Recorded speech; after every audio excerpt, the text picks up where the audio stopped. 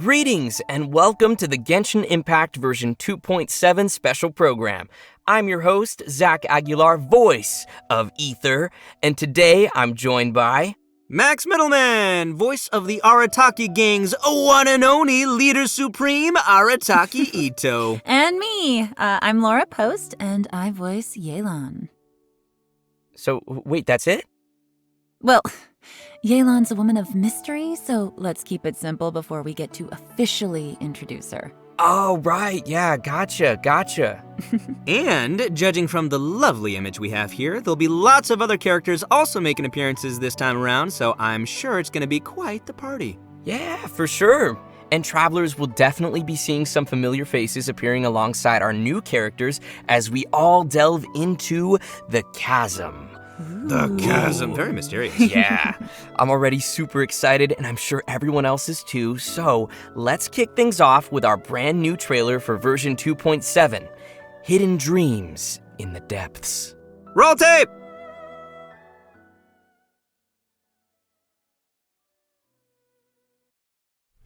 My father, he's thinking of stepping down from the Tianshu position. I first met Yelan when she was very young. Even back then, she was extremely tough, and she kept her cards close to her chest. The day the chasm was unsealed, I put in a request to be transferred here, so I could finally learn the truth of what happened back then. Everything is chaotic here. If you stay here too long, this space may well devour you. Does that mean even Xiao can't sense our presence here? Something seems to have been activated inside the Fantastic Compass. I fear that this problem underground is bigger than we thought. Just focus on taking care of yourselves. I'll figure out the rest.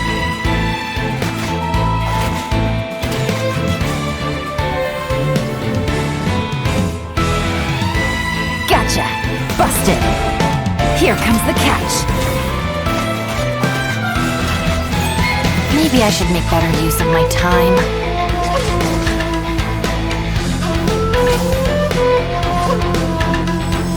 Our bond is strong! Stand with me! Lightning, purify!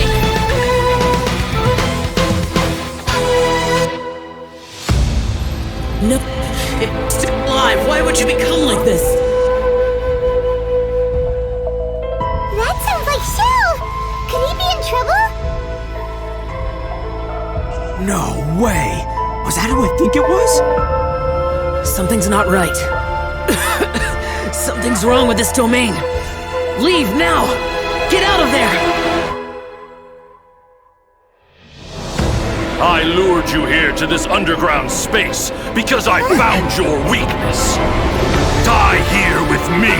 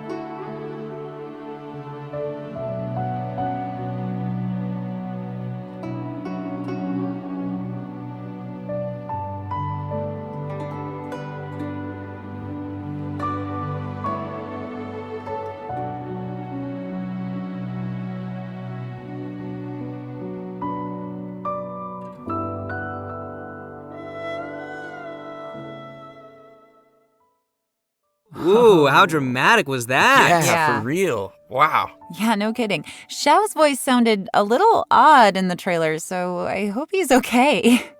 Yeah. And it looks like we also get to see some more of Lumine or Ether, depending on which twin you chose. And I'm not gonna lie, guys, we have so much stuff to introduce to everyone today. I'm pretty sure that everyone's waiting to see all these new characters and what their new event wishes will be, so let's get started with that. Yeah. In the early part of version 2.7, our new playable character, Yelan, will be appearing in her own event wish. At the same time, our old buddy Xiao will also be returning for a rerun in his event wish. In the later part of version 2.7, Arataki Itto, That's me. will be making a return alongside his deputy leader, Kuki Sinobu, in his own event wish. Ah, Kuki Sinobu. She's a dreamboat. She can do anything. Also, in terms of weapons, travelers can expect to see an all-new weapon banner featuring the new 5-star bow, Aqua Simulacra. And that covers the new event wishes for version 2.7. Next, we have a quick trailer to give us a preview of the first of our new characters, Yelan. Roll tape!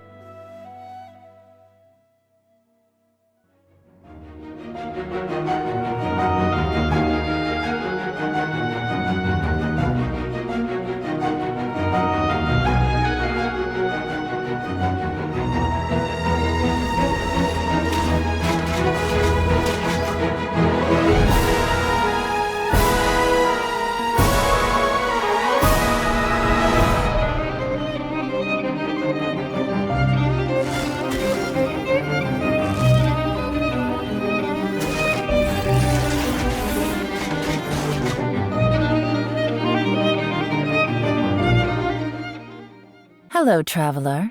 Call me Yelan. I think you may need my help, and I just so happen to be interested in some information you have. In other words, you scratch my back, I'll scratch yours. Cool. I like that dice move. I really like how she turns invisible. It's like my favorite part. Yeah, I love how swift her movements are. Like, ooh. And that dash? Yeah, Oh, super cool. Totally. That's dope. And what a silky smooth voice. Aw, shucks.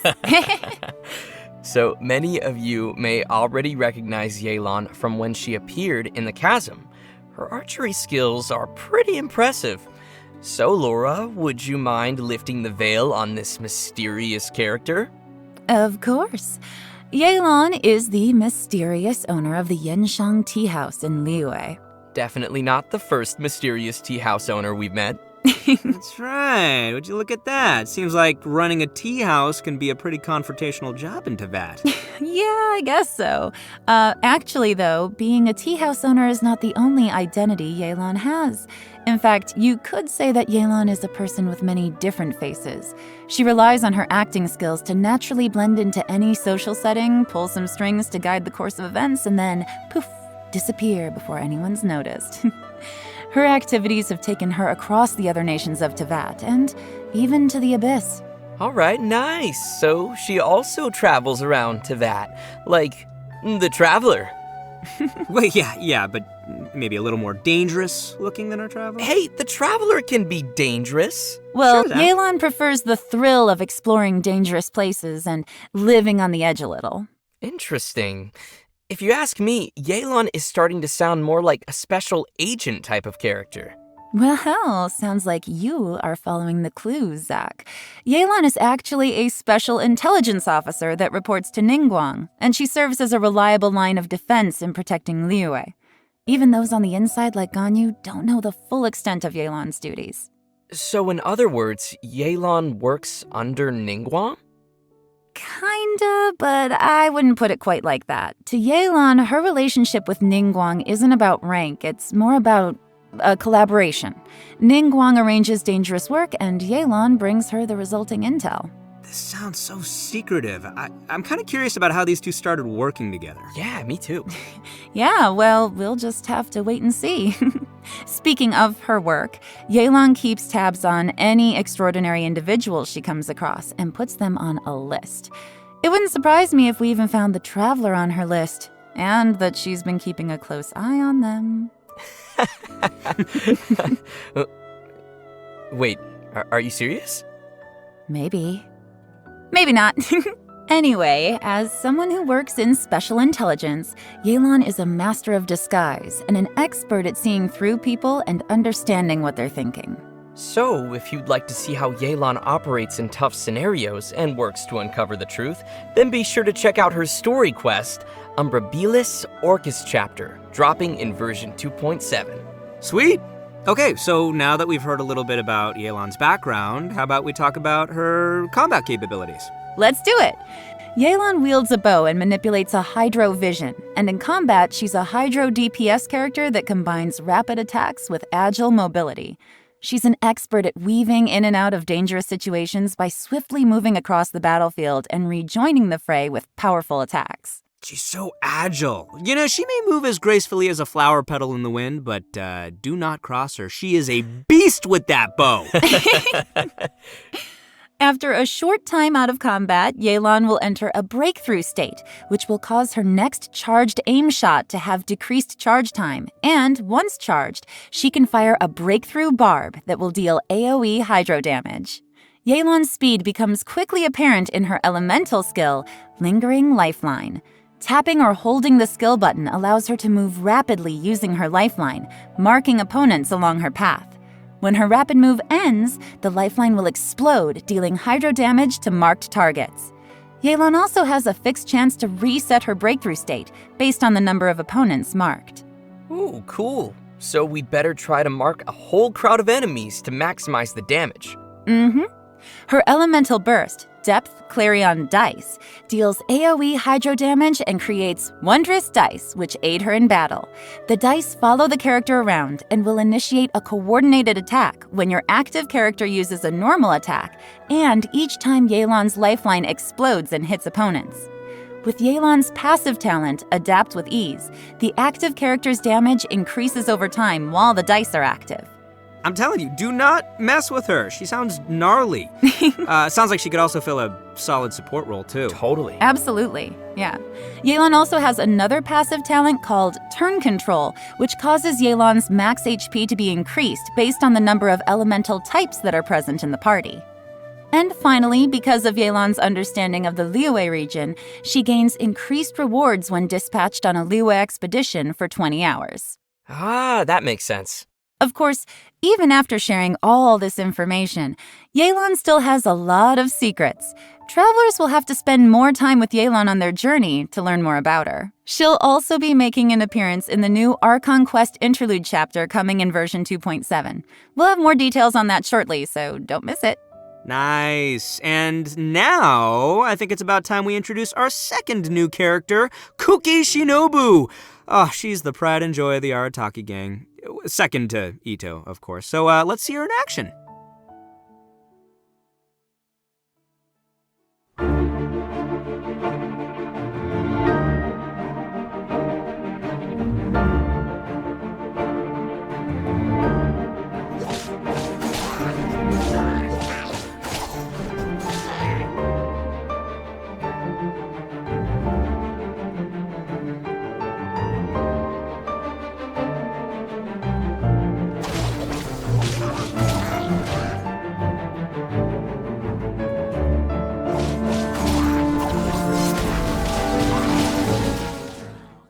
Just let me know if you ever find yourself in a pinch.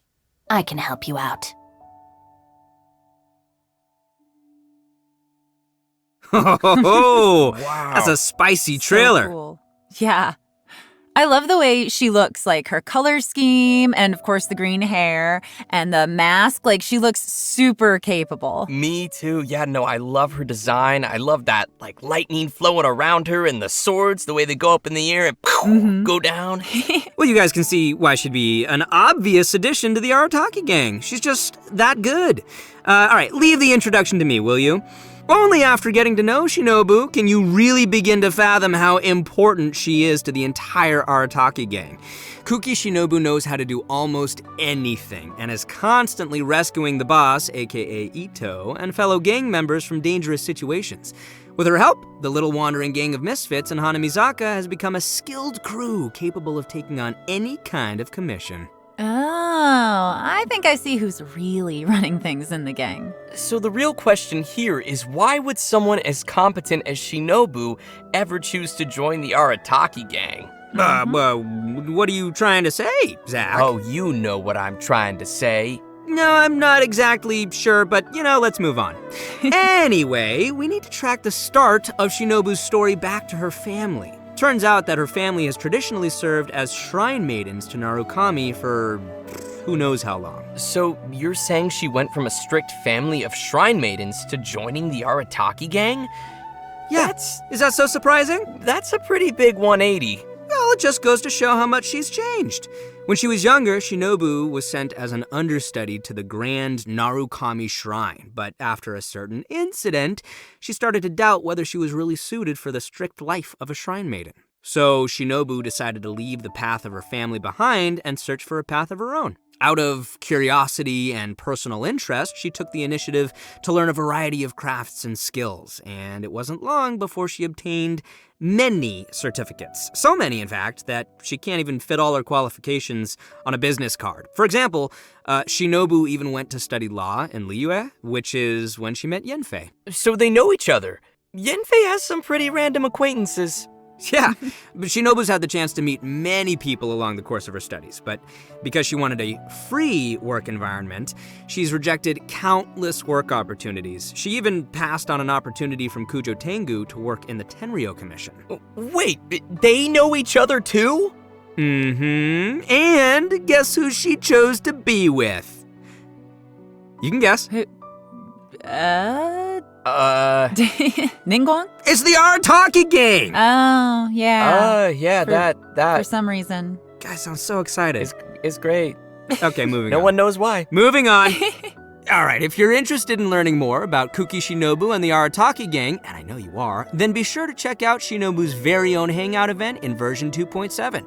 Not only will you get to see a day in the life of the Arataki gang, how exciting is that, but you'll also get to learn a lot more about Shinobu's past. And that's about all I can say for now. Travelers will have to check out the event to learn more. Okay, we've covered her backstory. Now let's see the Arataki gang's deputy leader kicking some butt in battle. Woo. Kuki Shinobu is a support character who wields a sword and uses her electrovision to both heal teammates and deal continuous damage from off the battlefield. She can do it all. Her unique skills allow her to sacrifice her own HP in combat in order to heal other party members. Aww, it's valiant. That's so sweet of her. It's selfless. Nice. It's generous. When she uses her elemental skill, Sanctifying Ring, she sacrifices a certain portion of her HP to create a grass ring of sanctification that'll heal friendly characters within it and deal continuous electro damage to surrounding opponents. After unlocking the passive talent Heart's Repose, her elemental skills healing and damage will be boosted based on Shinobu's elemental mastery. With another passive talent, Breaking Free, when Shinobu's HP is low, her healing bonus is increased. So, travelers will need to monitor her HP when using her skill. You don't want it to be too low, but at the same time, lower is also better. Definitely, yes. Shinobu's elemental burst, Gyoe Narukami Kariyama Right, creates a special field in front of her that deals continuous electro damage to opponents within it. And it goes without saying that Shinobu is amazing at carrying out expeditions. With the passive talent Protracted Prayers, she gains increased rewards when dispatched on an Inazuma expedition for 20 hours. So she knows how to bring home the bacon. Tasty. It is. It's very tasty. Let me tell you, man, Itto sure is lucky to have such a capable deputy leader. But the feeling is mutual, and Shinobu feels the members of the gang are also super important to her. They are her true family members, regardless of her rebellious nature. Although Shinobu has to bail them out of trouble over and over again, the gang is the only place she feels truly free and at peace. I think it's great that they found each other. Yeah, definitely. Well, I hope everyone is feeling pretty excited for these new characters. Oh boy, we covered a lot there. Yeah, definitely a lot. So, I think it's about time we roll out our next redemption code. Redemption code? Roll out the redemption code!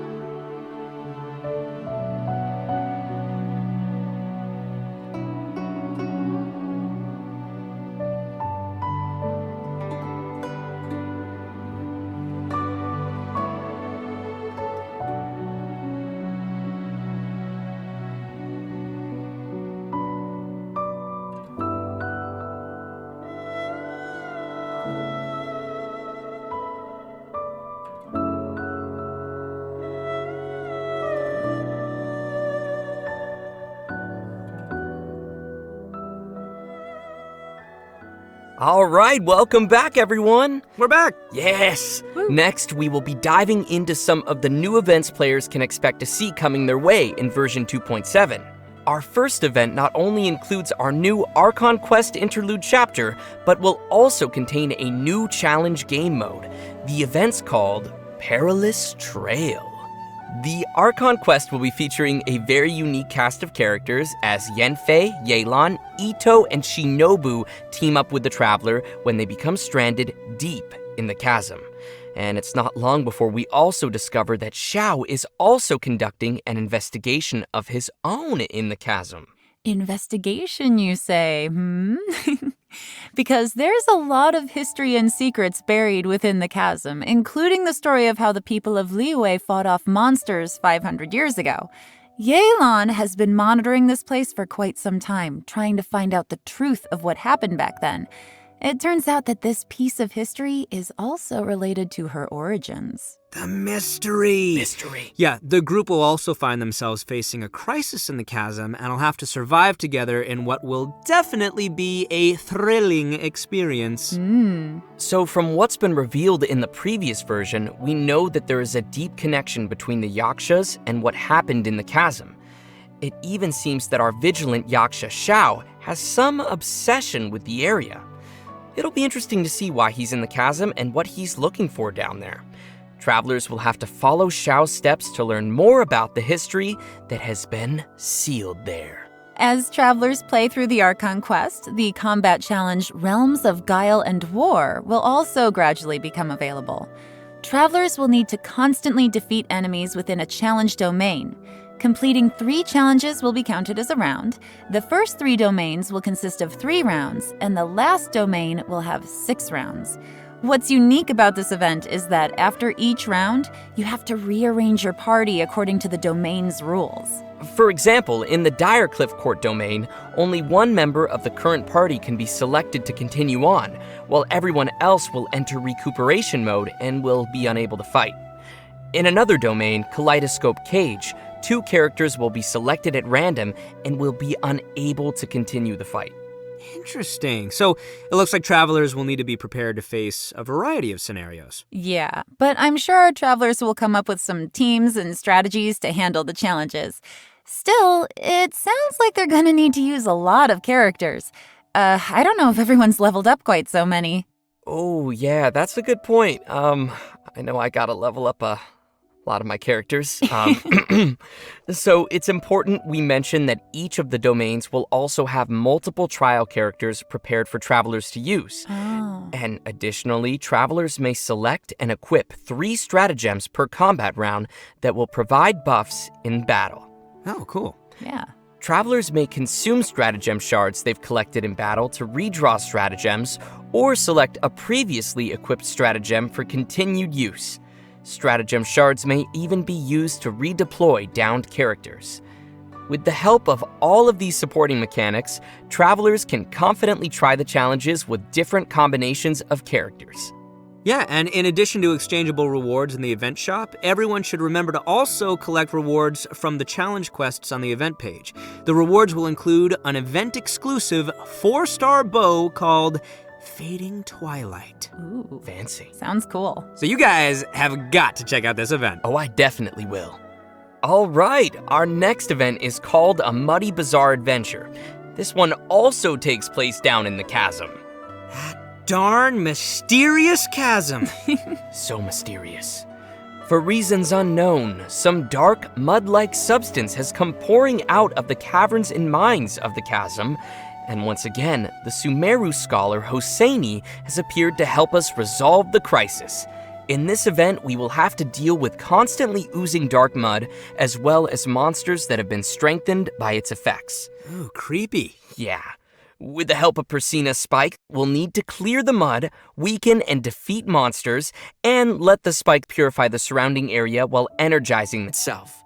Attacks from monsters will disable the spike, so travelers must be sure to protect it. Also, when the spike is operating normally, using blooming light with a lumenstone adjuvant of a certain level will clear out nearby oozing concretions, granting the spike additional energy and speeding up the charging process. Oh, heck yeah. Nice. As the event progresses through different phases, uses for the spike will also change. For example, the spike could release shockwaves at intervals that attack opponents and dispel the buffs that those opponents possess. Also, the challenge objectives will change throughout the event. In some challenges, travelers may have to defeat the enemies in a limited amount of time, while in others, travelers will have to escort a hot air balloon to its destination while clearing out dark mud along the way. In the last phase of the event, travelers will have to clear dark mud and defeat monsters to reach a high score. In this challenge, powerful opponents will appear and travelers may defeat them to earn more points. Travelers will need to be careful of the dark mud as it drains HP and affects our ability to move. So be sure to stay safe and make quick work of any enemies you encounter. Keep yourself alive! Yeah. I'm up! So, you guys remember how I said that Shinobu studied law in Liyue before? Well, to celebrate her graduation, we're holding a special event.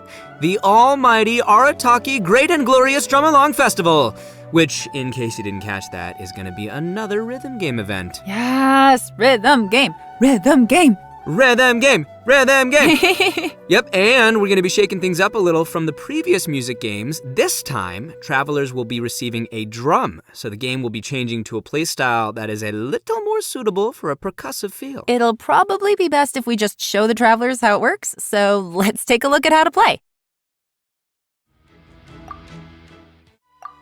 All right, here we go. Yes, pro mode. That's the only kind of rhythm game I want to play. Let's go, drum in hand. All right, it's like one of the semicircle style ones. Yeah. I can get behind that. Okay, so you gotta use two hands. All right. I mean, some people do them one-handed, but I can't imagine doing that personally. Yeah, it's tough for me. We're seeing a lot of single notes. Yep, we got got the the taps holds. and we got the holds. You got tippy taps so and the that's good. holds. And then we have the double notes, too. You have to hold them down at the same time. Nice, multitasking. I'm really loving this.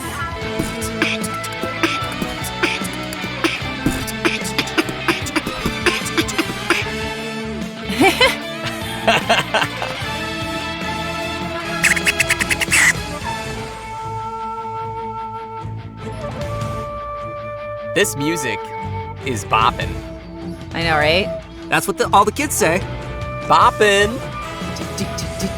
Oh, tough, I think they complicated. missed one. Oh, they missed one. No. No. Combo Look at that breaker. combo. Double notes. Lots of double notes. I'm like bopping my head to the music. I'm into this.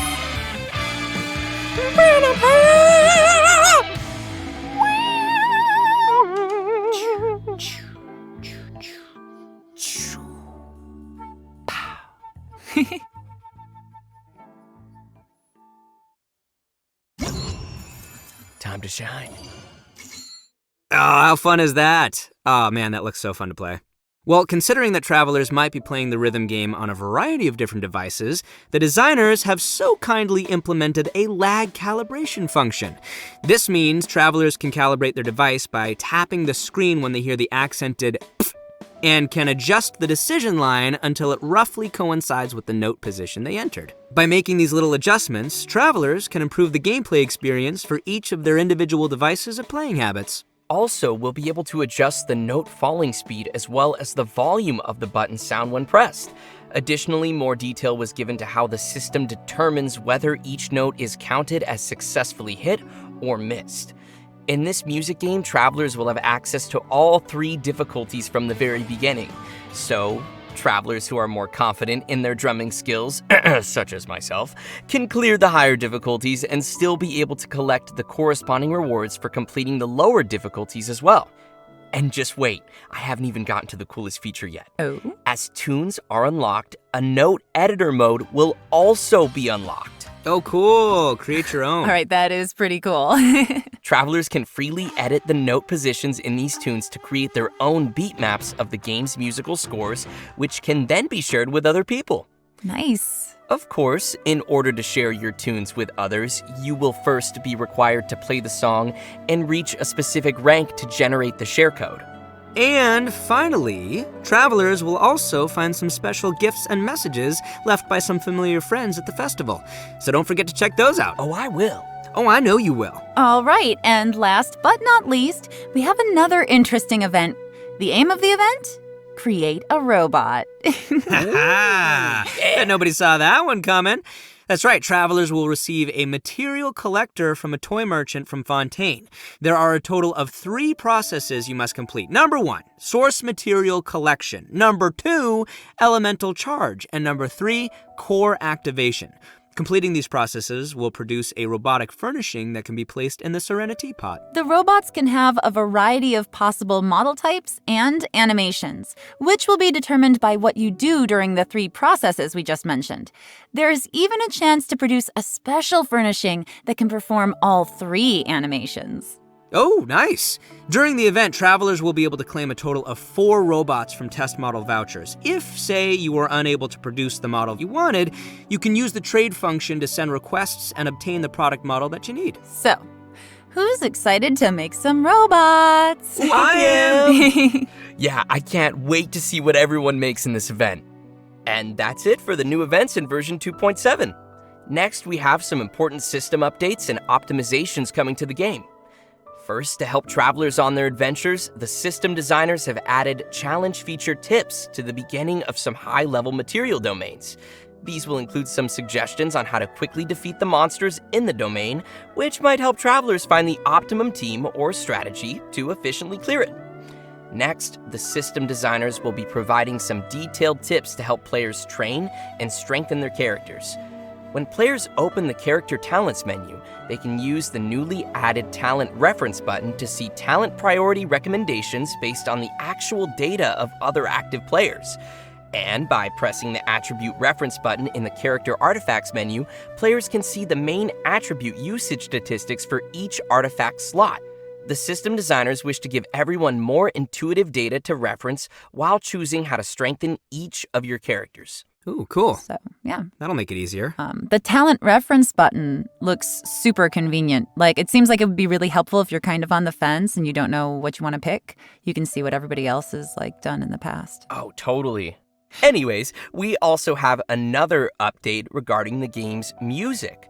During version 2.7, we will be releasing a new OST album, Millilith's Watch, which includes all the music composed by the Hoyo Mix team for the new Chasm area.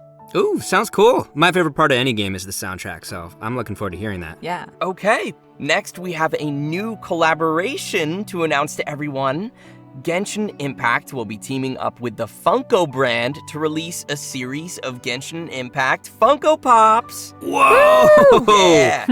The first wave will feature figurines of Paimon, Ether, the one I voice, and Lumine. These will be released as Funko Pop Asia bobblehead figures. Travelers who are interested can head to the official Funko website to be notified when the figures are released. Although you have to wait for the figures, you won't have to wait for the next redemption code. Yay!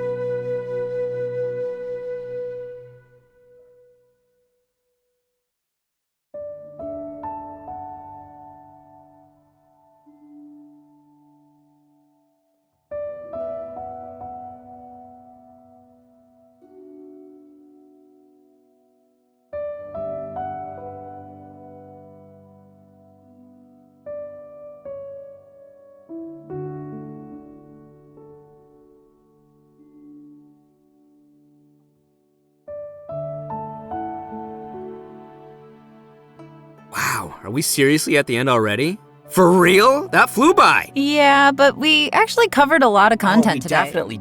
We did cover a lot, didn't we? And as usual, I gotta ask you guys, how did you like being on the special program? super fun. It was great! I love my little chibi. And I'm super excited to have gotten to give Yelan a formal introduction, so that's nice. And I'm really excited for people to meet Kuki. Yeah. Oh my gosh, there's so many things coming. The rhythm game. The rhythm game. Rhythm game. Yes. And building a robot. I'm excited for the storyline as well to see, more of what is happening down there in the chasm. There's a lot going on down there. But yeah, I guess that is it for today's special program. Thanks for watching, everybody, and we'll see y'all next time. Thanks, everyone. Bye. Bye, guys.